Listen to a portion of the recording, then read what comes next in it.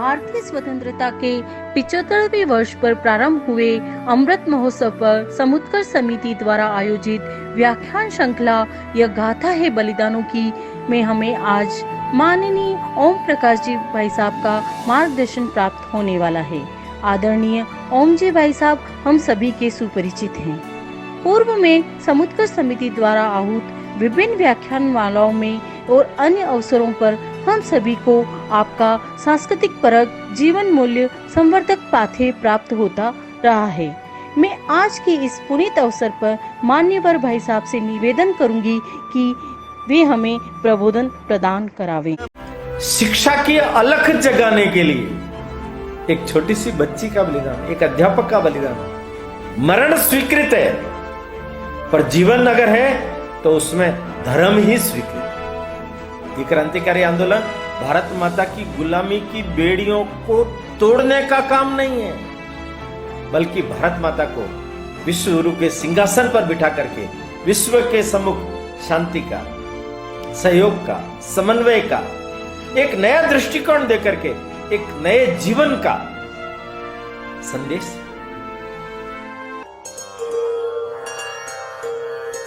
हिंदू भूमे सुरक्षार्थ केशवेन विनिर्मितम् यं संघपोषितं येन गुरुं तं प्रणमाम्यहम्।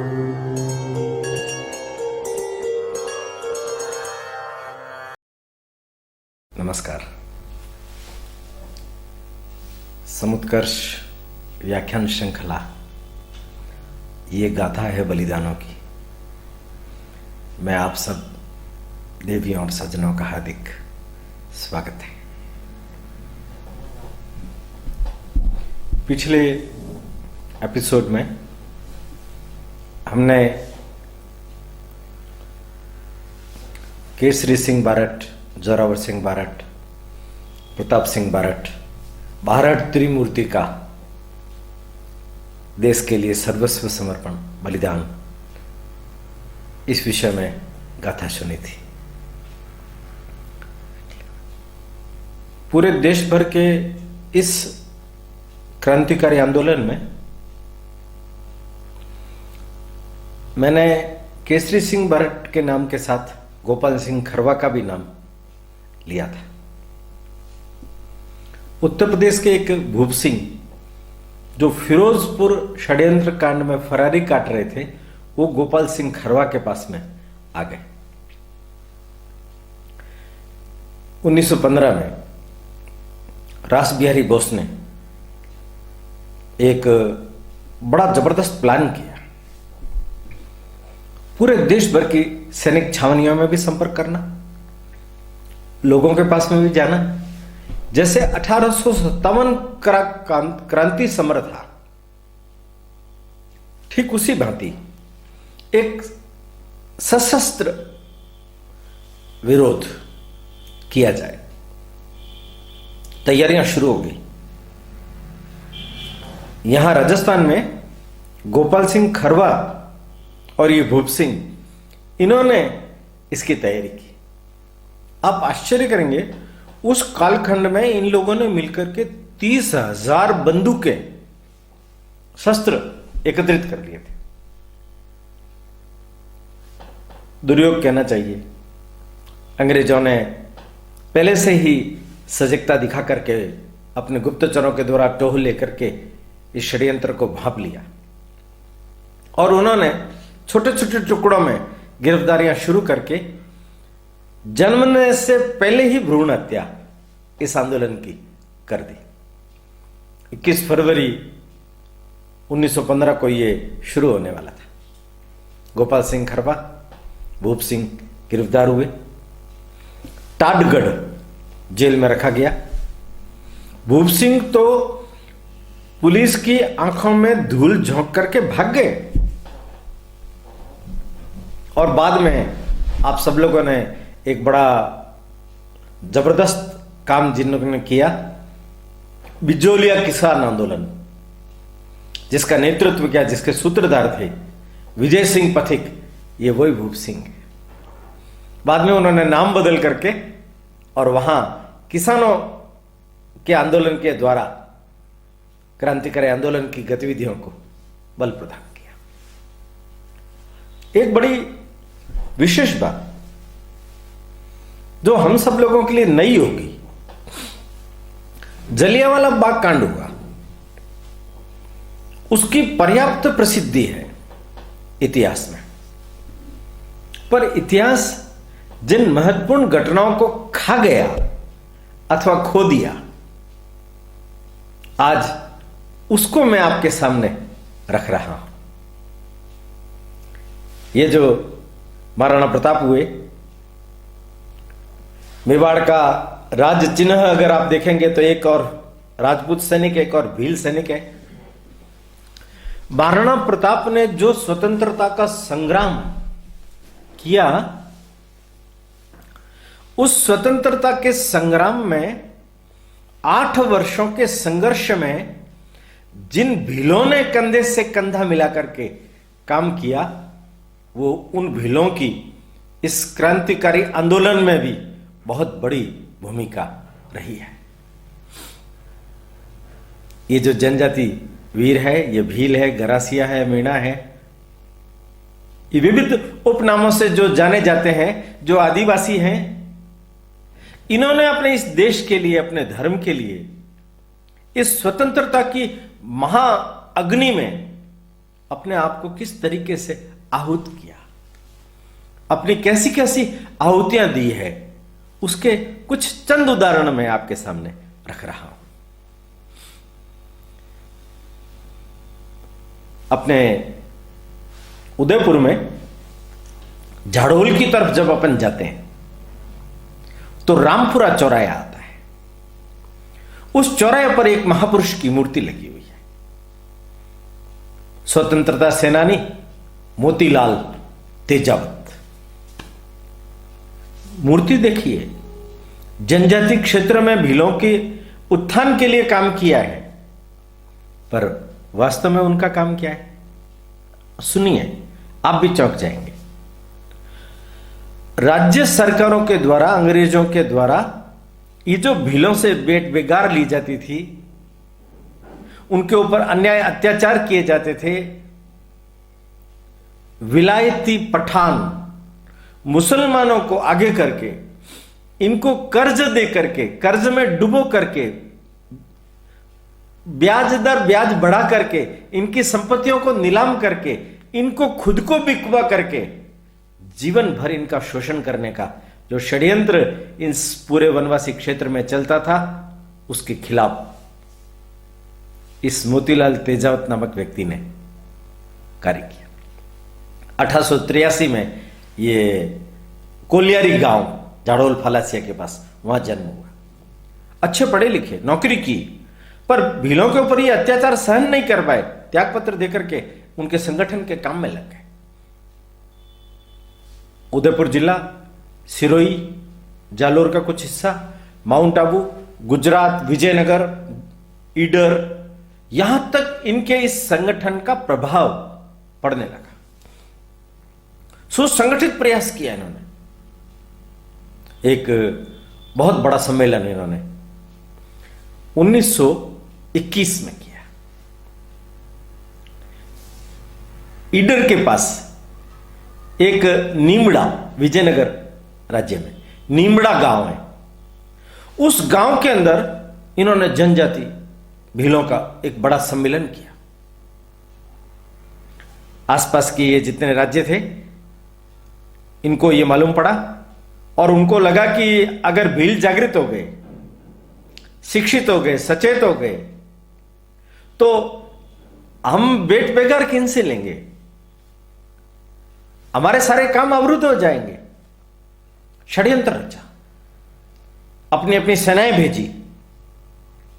और ध्यान से सुनना मित्रों, प्रमुख प्रतिनिधियों को वार्ता के लिए बुलाकर उन्हें वार्ता में उलझाकर शेष बचे हुए भीलों के ऊपर, निहत्थे भीलों के ऊपर सेना ने आक्रमण कर दिया। गोलियां चलाई गई और कितने लोग शहीद हुए? 1400 लोगों का बलिदान राज्य की इन सेनाओं ने ले लिया। इनके पैर पर भी गोली लगी, ये पकड़े नहीं गए, फरार हो गए। 7 वर्ष फरारी में रहे। बाद में कहते हैं कि गांधी जी की सलाह पर उन्होंने 29 में समर्पण कर दिया। 7 साल की इनको सजा हुई, उदयपुर जेल में रखा गया। सजा काट करके वापस आए तो भारत छोड़ो आंदोलन में लग गए, वहां वापस गिरफ्तार हो गए। फिर 45 में छूटे। 5 दिसंबर 1966 उदयपुर में ही इनका स्वर्गवास हुआ है। प्रश्न मोतीलाल तेजावत का नहीं है, इनके प्रयासों से यह जनजागृति आई, यह निस्संदेह है। पर प्रश्न है कितने भीलों ने अपना बलिदान दिया है। एक दूसरा उदाहरण,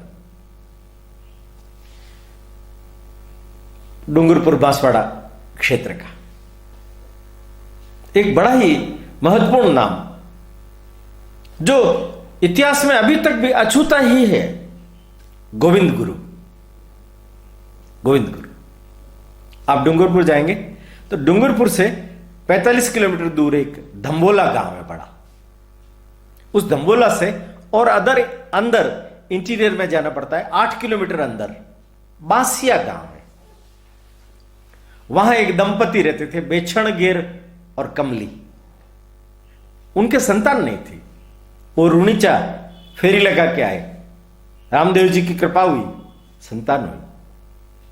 गोविंद नाम रखा गया। गांव में महादेव मंदिर था, वहीं वो पूजा अर्चना करता था। गोविंद को गांव में गोमा नाम से बुलाते थे। ये 20 दिसंबर 1858 में पैदा हुआ है। वातावरण देखिए, देश को स्वतंत्र कराने के लिए जो वातावरण चल रहा था, उस वातावरण में इस व्यक्ति का जन्म हुआ है, और तो उस वातावरण का प्रभाव उसके मन के ऊपर निश्चित होगा। और इनके जो पिताजी थे बेचणगेर, वो घुमक्कड़ थे, बंजारा थे।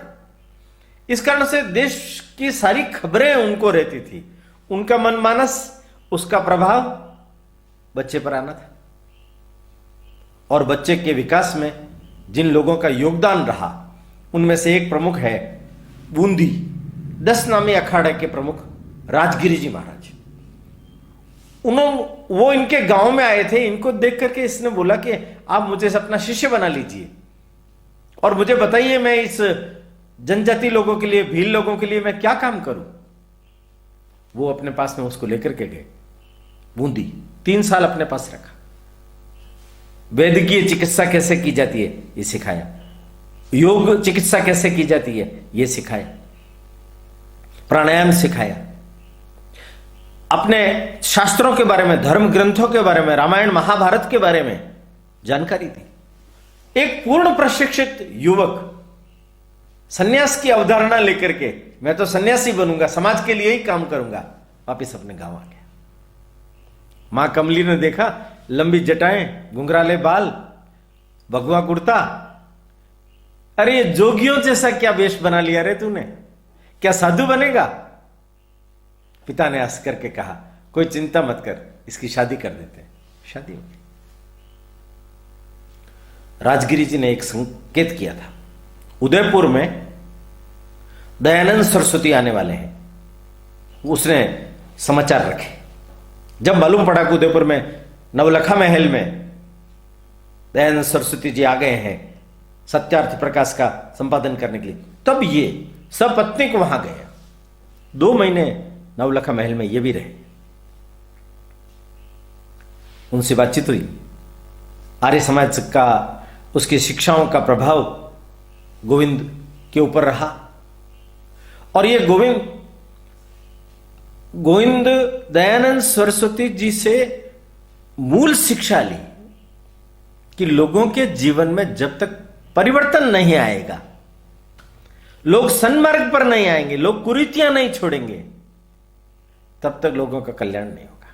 तुम्हें यह काम करना। ये जलती हुई अग्नि, नित्य प्रतिदिन का यज्ञ, और ये सफेद ध्वजा शांति, सुचिता, प्रेम, सहयोग उसका प्रतीक। इन दोनों प्रतीकों को लेकर के तुम जाओ और भीलों के बीच में काम करो, तुम्हें सफलता मिलेगी। ये आ गया, गांव में रहकर के साधना करने लगा। काम कैसे शुरू करें उसके बारे में विचार चल ही रहा था कि इन्हीं के गांव के कलजी और भीमजी, उनके घर में एक अनहोनी घटित हो गई। उनके पुत्र, एक में इकलौते पुत्र का स्वर्गवास हो गया। इन्होंने इनको बुलाया, ये वैद्यकीय उपचार जानते थे। इन्होंने देखा सांस बाकी थी, चल रही थी।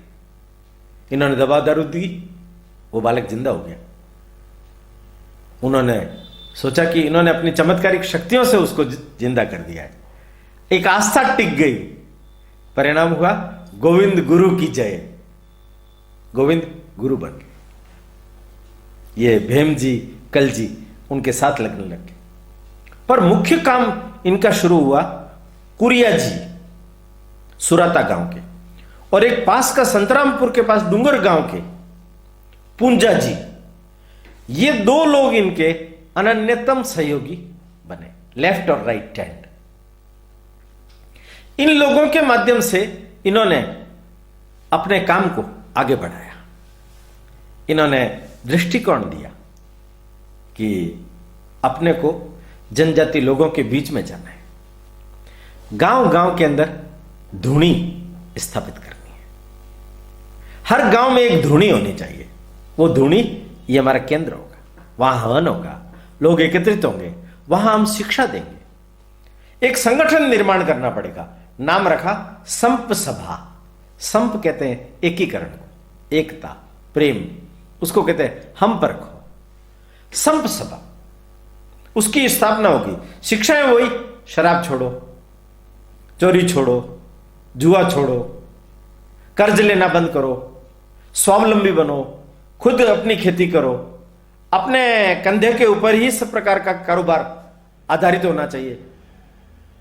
इन सब शिक्षाओं का प्रभाव सहज ही होने लगा, और उसका परिणाम यह हुआ पूरे जनजाति क्षेत्र के अंदर 6 लाख लोग उनके शिष्य बन गए।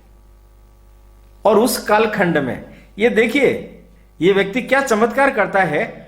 1800 धुनियां, माने 1800 गांवों में काम, और उन 1800 धुनियों को संभाल करने की व्यवस्था। 20-25 धुनियों के ऊपर एक धाम, धुनी और धाम, यह संगठन की रचना हो गई। संप सभा बन गई, शिक्षाएं प्रारंभ हो गई, लोगों में परिवर्तन आने लग गया। जो लोग इस संकल्प को धारण करते, हम अपने जीवन में इन सब शिक्षाओं का पालन करेंगे, उन्हें भगत कहा जाता। उनके गले में एक रुद्राक्ष डाल दिया जाता। संकल्पित व्यक्तियों की पहचान, गले में रुद्राक्ष का चिन्ह। संख्या बढ़ने लगी। उस समय के जो राज्य थे कम पाने लगे। उस कालखंड के अंदर ईसाई मिशनरी थांदला में और खैरवाड़ा में अपने चर्च खोल चुकी थी। भोले भाले जनजाति लोगों को भय प्रलोभन में फंसा करके धर्मांतरण का काम उस समय में करती थी। अब देखिए परिणाम क्या होता है। परिणाम यह हुआ कि इन्होंने ये जो अभियान चलाया, उसके कारण से शराब लोगों ने छोड़ दी। तो शराब का जो राजस्व था वो 1/10 रह गया। इतना जबरदस्त मात्रा में शराब पीना बंद कर दिया लोगों ने। और इनकी शिक्षाओं से चर्च की ओर लोग नहीं जाते, चर्च का विरोध करने लगे। चर्च के पादरी आते तो उनकी पिटाई करके उनको भगा देते। इन लोगों ने डूंगरपुर के मारावल, उस समय विजय सिंह जी थे, उन्होंने एक बार गोविंद गुरु को गिरफ्तार किया। कुरिया भगत ने सारे जनजातियों को लेकर के डूंगरपुर राज्य को घेर लिया, मजबूरन छोड़ना पड़ा। अंग्रेज पॉलिटिकल एजेंट उस समय में जितने भी थे, उन लोगों के मन में भी यह भय व्याप्त हो गया कि ये भील अगर संगठित हो गए तो हमारी कंपनियां, हमारा राज्य, ये सब समाप्त हो जाएगा। एक बड़ी विशेष बात आप सोच नहीं सकते, ये जितने भी जन आंदोलन पूरे देश भर में विविध महापुरुषों के द्वारा किए गए, अगर आप उन सब का भी अवलोकन और अध्ययन करेंगे तो आप पाएंगे जितना सुसंगठित प्रयास गोविंद गुरु ने किया उतना शायद ही किसी ने किया। स्वशासन तक की व्यवस्थाएं थी, स्वराज्य स्वशासन। अंग्रेजों के कालखंड के अंदर भी पंचायतों के अंदर अपने सब प्रकार के निपटारे करना, उनके न्यायालय में नहीं जाना, उनके थाने कोर्ट कचहरी में नहीं जाना। और मैं आपको बताऊं, उन्होंने अपनी अंतरतम व्यवस्थाएं भी की। कूप खनन की व्यवस्था, कृषि कार्यों की व्यवस्था, पशुपालन की व्यवस्था, धार्मिक कार्यों की व्यवस्था, धूणी कोट, धूणी और धाम उनकी व्यवस्था, कर्मकांड की व्यवस्था, पूजा इत्यादि कैसे किया जाए उनकी व्यवस्था, अलग अलग डिपार्टमेंट बनाए गए और उनके अलग अलग लोग प्रमुख बनाए गए। ये कुरिया जी, लांबोजी भगत, भूर जी, भीम जी, कल जी और पूंजा जी, इन सब के बीच में इन सब कामों को बांट दिया। ये लोग अपने अपने काम को बड़ा बखूबी करते थे। इन्हीं के बीच में बैठ करके आपस में एक विचार बना। इन सब जगहों पर हम जाते हैं, पर इन सब लोगों को भी कभी कभी एक जगह इकट्ठा होना चाहिए। तो सुराता गांव की, बेड़सा गांव की छाणी मगरी में सबसे पहला एक सम्मेलन किया। सम्मेलन में सब धूणियों का प्रतिनिधित्व हुआ। वहां प्रतिवेदन पढ़े गए, व्रत निवेदन, हमारे गांव में कैसा कैसा काम चल रहा है ऐसा बताया गया। तो उसी में ये एक निर्णय हुआ, मानगढ़ ये एक केंद्र में पड़ेगा, उधर गुजरात, नीचे मध्य प्रदेश, इधर ये डूंगरपुर बांसवाड़ा, ये सब राज्य जो है उनके बीच में ये एक पहाड़ी है। इस पहाड़ी पर हमारा वार्षिक सम्मेलन करेंगे। मार्गशीर्ष पूर्णिमा से 1903 से इन लोगों ने अपना वार्षिक सम्मेलन प्रारंभ किया। लाखों की भीड़ जुटती, एक महीने का सम्मेलन चलता, लोग आते जाते, एक कटोरी घी लेके आते, एक नारियल लेके आते, सवा आना लेके आते। सब लोगों के सहयोग से यह काम चल रहा था। पर जैसा कि मैंने कहा, संगठन के इस निश्चल और पवित्र कार्य को देख करके इन स्वार्थी लोगों की गद्दियां कांपने लगी। परिणाम, अत्याचार शुरू, बहन बेटियों का अपहरण, बलात्कार, पकड़ करके झूठे मुकदमे लगा करके जेल में ठूंस देना, उल्टे लटकाना, शराब में मूत्र मिला करके पिलाना, नानाविध प्रकार के अत्याचार, इनकी धूणियों के ऊपर गौमांस फेंक देना। ये तरह तरह के जब अत्याचार होने लगे तो गुरु ने एक ही बात बोली, शांति बनाए रखो, शांति बनाए रखो।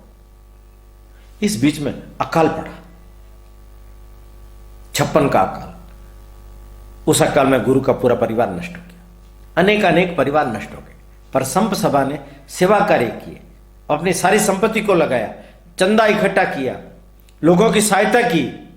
धीरे धीरे सब वापस हुआ। और जब वापस हुआ तो ये जो संप सभा का काम था वो और अधिक आगे बढ़ने लगा। अब यहां आता है टर्निंग पॉइंट। अंग्रेज पॉलिटिकल एजेंट ने लॉर्ड होर्डिंग्स से आदेश करवाया है कि ये जनजाति कभी हमारे को विरोध कर सकते हैं, इसलिए इनको कुचलना जरूरी है। षड्यंत्र रचा, राज्य रजवाड़े साथ हो गए, चर्च साथ हो गए, अंग्रेजों के पॉलिटिकल एजेंट साथ हो गए। बड़ौदा से मेजर बेली को एक कंपनी बुलाई, खैरवाड़ा की कंपनी का मेजर स्टॉकले उनको बुलाया, और 1913 12 नवंबर के दिन पूरी मानगढ़ पहाड़ी को घेर लिया गया। और दूसरे दिन सवेरे हलचल शुरू हुई। 4-5 दिन घेराबंदी, वार्तालाप, हल कुछ नहीं। और एक दिन 16 शाम को उनकी जो मुख्य धुनी थी उसमें गौ मांस डाल दिया गया। गुरु ने आंखें बंद की, कहा अनर्थ होगा। और 17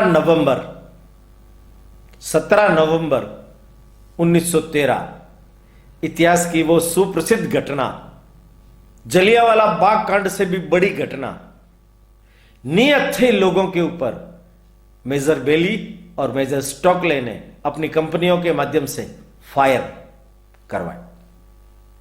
2000 लोग मारे गए, कितने ही घायल हो गए, अफरा तफरी मच गई। 900 लोगों को गिरफ्तार किया गया। गुरु के पैर में भी गोली लग गई थी। गोविंद गुरु को भी गिरफ्तार किया, कुरिया जी को, पूंजा जी को, सब लोगों को गिरफ्तार करके संतरामपुर जेल में डाल दिया गया। 870 लोगों को मुक्त कर दिया बाद में, हफ्ते भर बाद।